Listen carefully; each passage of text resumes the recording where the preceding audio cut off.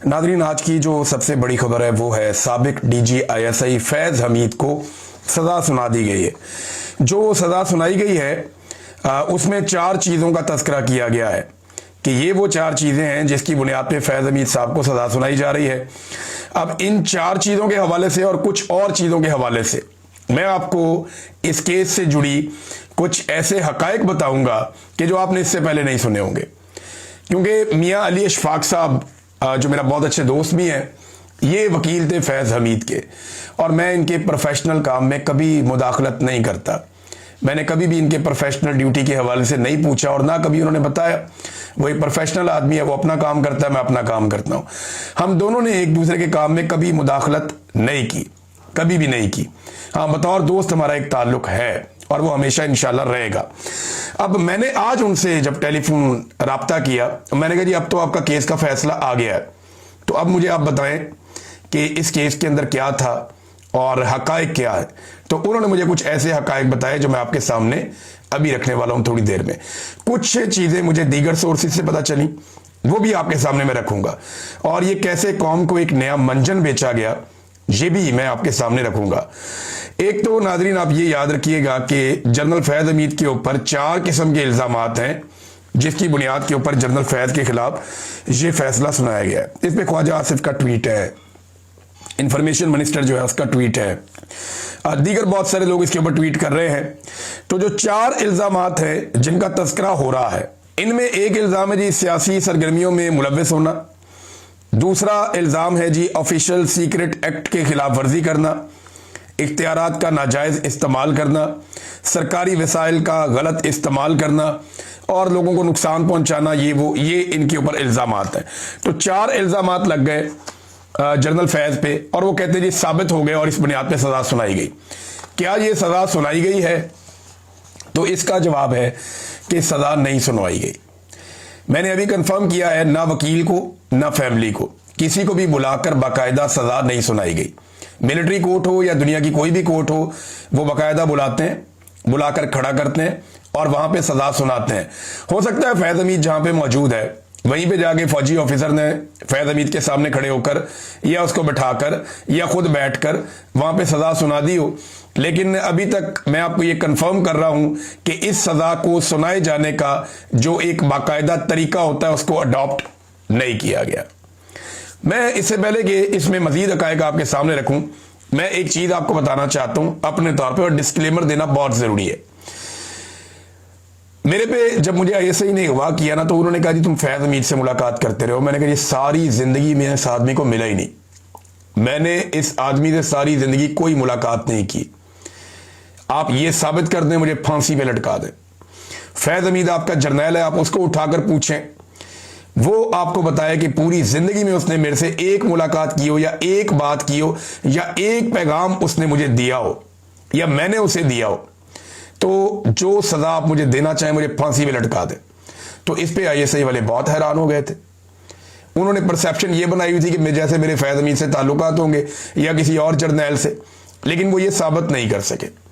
साबित क्या कर सके, उनके पास कुछ था ही नहीं, उनको पता ही नहीं था। बल्कि उसके बाद वो लोग शर्मिंदा से ही रहते थे। फैज हमीद का नाम जब भी लेते थे शर्मिंदा होकर ही लेते थे। तो मैं उन्हें कहता था लाओ ना कोई सबूत, बताओ ना, फैज हमीद तुम्हारे पास है, पूछो उसको, तुम्हारा जर्नैल है।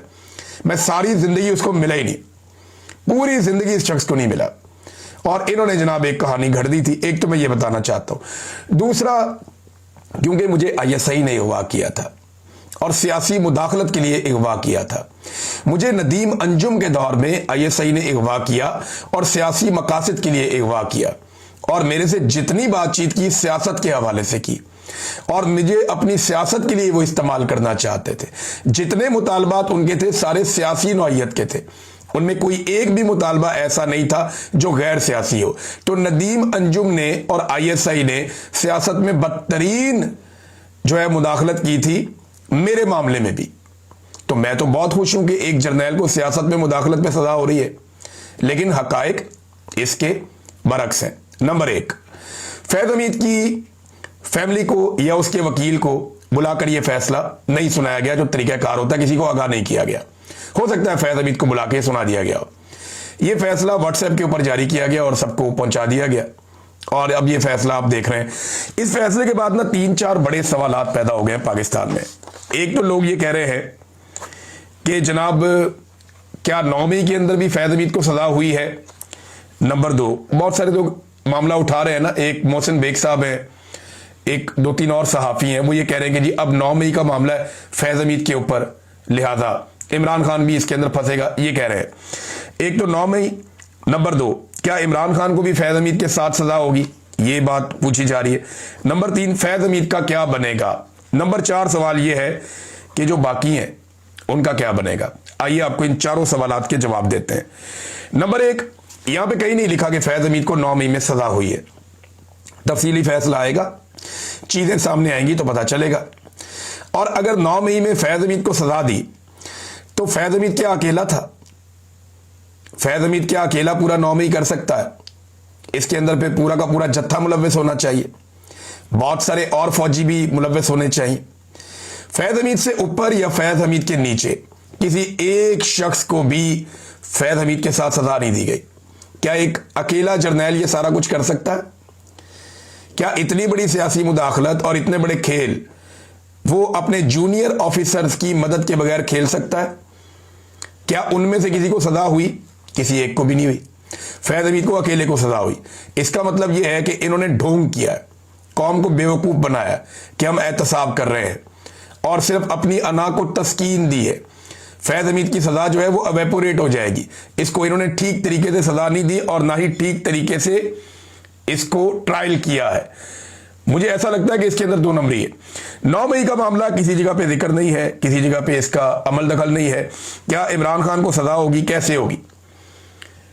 यानी फैज़ हमीद को शामिल करना पड़ेगा ना कि सियासी मुदाखलत फैज़ हमीद ने की और इमरान खान उसका हिस्सा था, इसी पे सजा हो सकती है ना। 2 मामला हैं जिनको इमरान खान के साथ जोड़ा जा सकता है। एक, फैज़ हमीद ने ऑफिशियल सीक्रेट एक्ट की खिलाफ वर्जी की। दूसरी सजा क्या हो सकती है कि फैज़ हमीद ने इमरान खान के साथ मिलकर सियासत की। यही बयानिया बनाया जा रहा है ना, ये 2 चीजें। नंबर 1, सियासत में मुदाखलत के हवाले से जब ट्रायल के दौरान फैज़ हमीद और उसके वकील से यह कहा गया सियासत में मुदाखलत के हवाले से और इल्जामात सामने रखे गए, तो उन्होंने पूरी एक लिस्ट दे दी और उस लिस्ट के अंदर सियासतदानों के, सहाफियों के और दीगर लोगों के नाम थे। नाम मैं आपको अभी नहीं बता रहा क्योंकि मैं भी अंडर ओथ हूं, तो मैं कुछ चीजें आपको नहीं बताऊंगा जो मेरे सोर्सेज से मुझे पता चली हैं।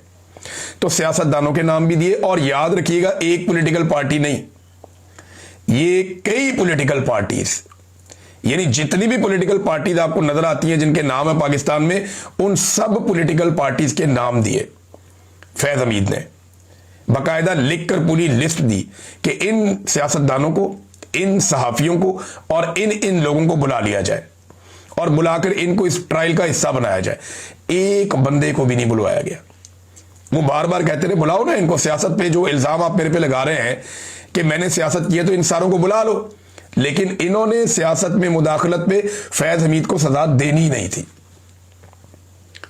ये बात आप फिर समझ लीजिए कि सियासत में मुदाखलत पे फैज़ हमीद को पक्की सजा देनी नहीं थी। इसमें फैज़ हमीद को निकालना था पाकिस्तान की एस्टेब्लिशमेंट ने, क्योंकि फैज़ हमीद से ज्यादा और घटिया सियासत तो जनरल बाजवा करता रहा। और ये मैं नहीं कह रहा, ये ख्वाजा आसिफ कह रहा है। ख्वाजा आसिफ ने कहा कि मैंने अपनी पूरी जिंदगी में इतनी सियासत नहीं की जितनी 1 साल में मैंने जनरल बाजवा को सियासत करते हुए देखा। और उस वक्त जब रजीम चेंज ऑपरेशन हुआ और उसके बाद 1 साल तक फैज़ हमीद डीजी ISI के ओहदे पर नहीं था। उस वक्त डीजी ISI के ओहदे पर नदीम अंजुम था और जनरल बाजवा पाकिस्तान का आर्मी चीफ था।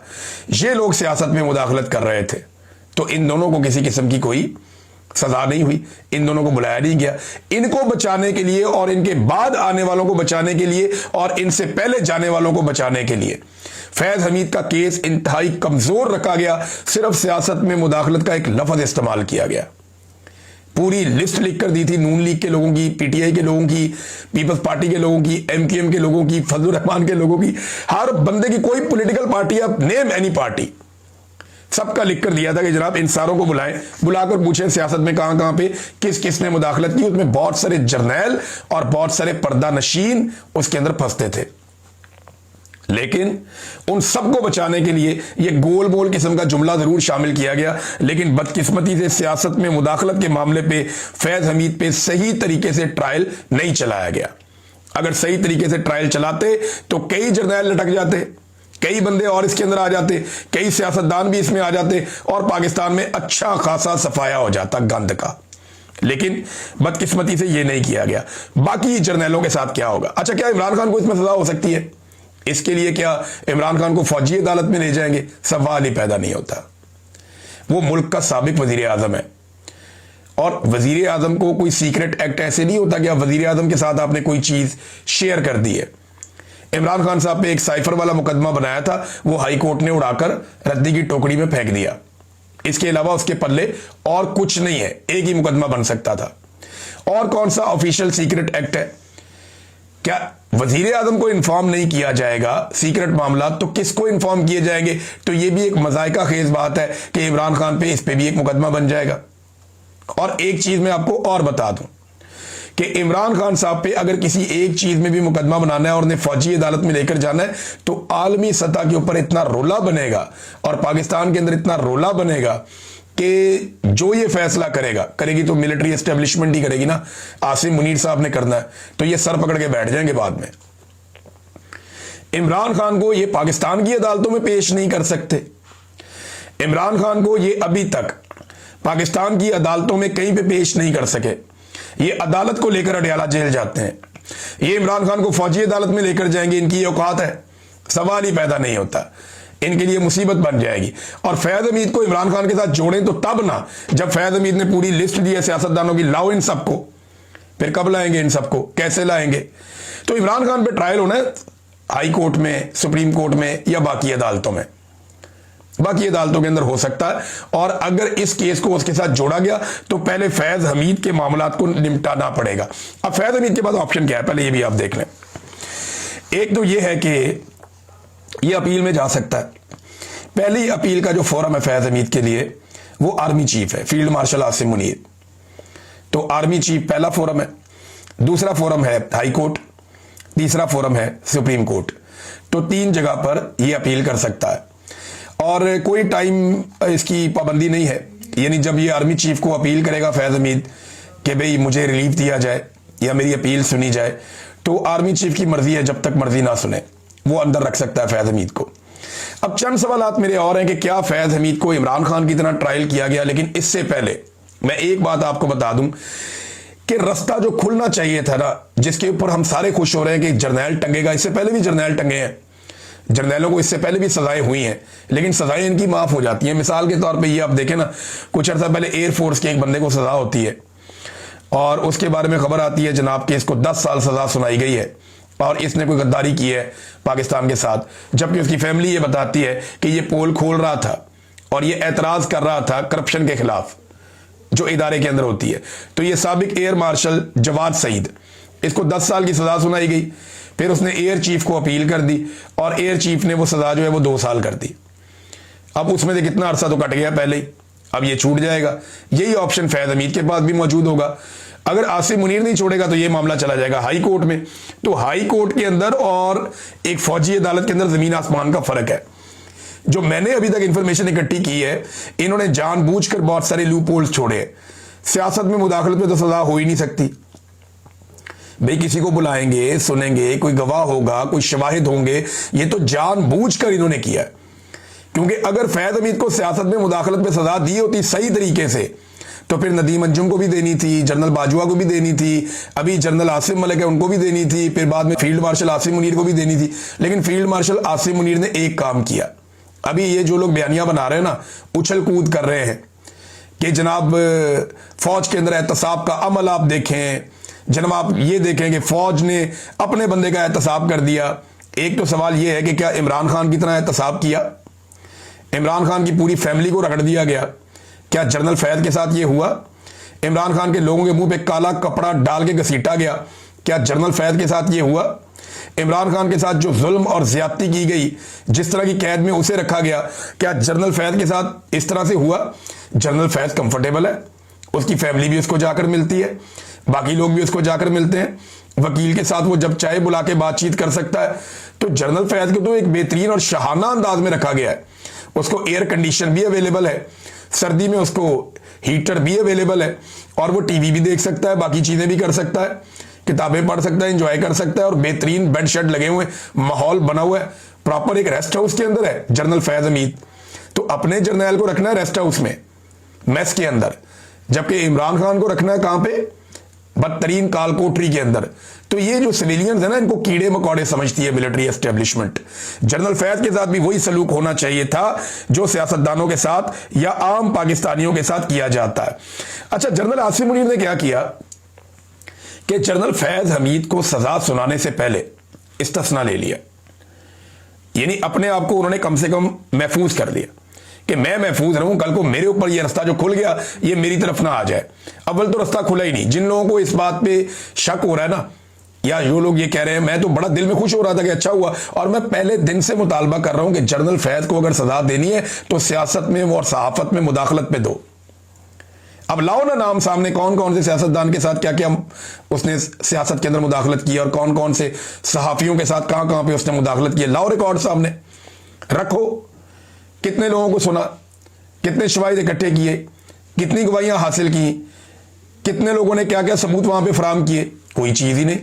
तो जानबूझकर सिर्फ एक जुमला शामिल किया गया कि सियासत में मुदाखलत, और इसके कोई शवाहिद नहीं रखे गए। इसको इंतहाई कमजोर केस बनाया गया कि जब दिल करे ये बच जाएगा इसमें से। बाकी में इसको रगड़ा दे दिया क्योंकि जनरल आसिफ मुनीर का और जनरल फैज हमीद का अपना एक जाती मामला भी चल रहा है, क्योंकि आसिफ मुनीर को हटाकर इमरान खान जनरल फैज को DGISI लेकर आए थे, और जनरल फैज के साथ इमरान खान साहब के बेहतरीन ताल्लुकात भी थे। उन्होंने इमरान खान साहब की बड़ी मदद भी की कई मामलात में, लेकिन फिर इनके ताल्लुकात बिगड़ भी गए थे।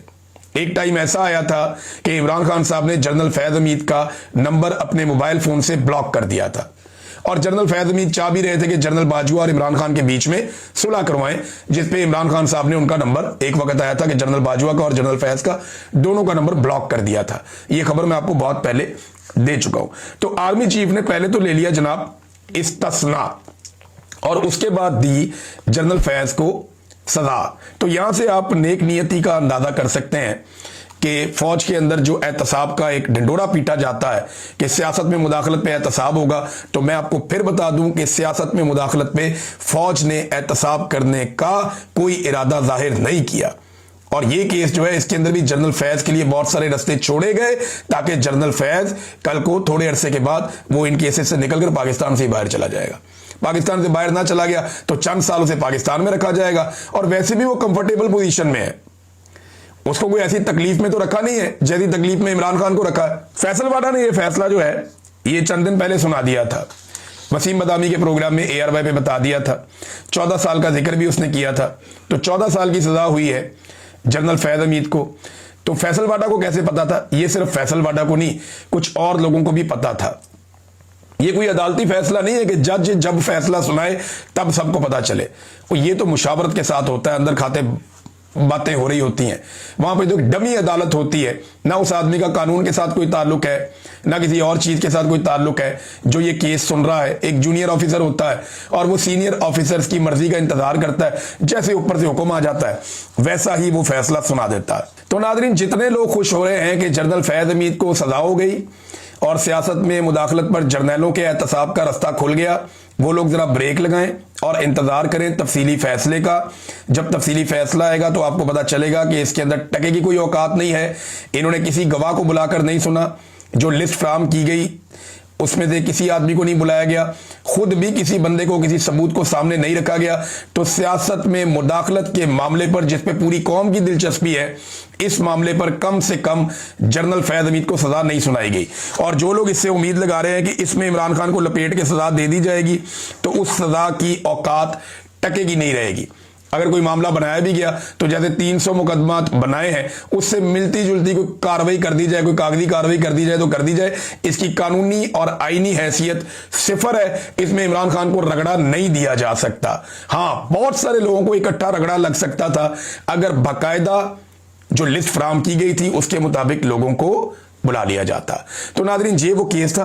बाकी चीजों पे बाद में बात करेंगे। सुहेल अफरीदी साहब अदालत में पहुंचे हुए हैं और अडयाला के बाहर वंस अगेन 10वां चक्कर है उनका। अलीमा खानम ने बड़े सख्त बयान दिए हैं, दीगर खबरें भी हैं, लेकिन टाइम काफ़ी ज़्यादा हो गया, वो शेयर करते हैं आपके साथ नेक्स्ट वीलॉग में। अब तक के लिए इतना ही, अपना ख्याल रखिएगा, अपने इस चैनल का भी। अल्लाह हाफिज़।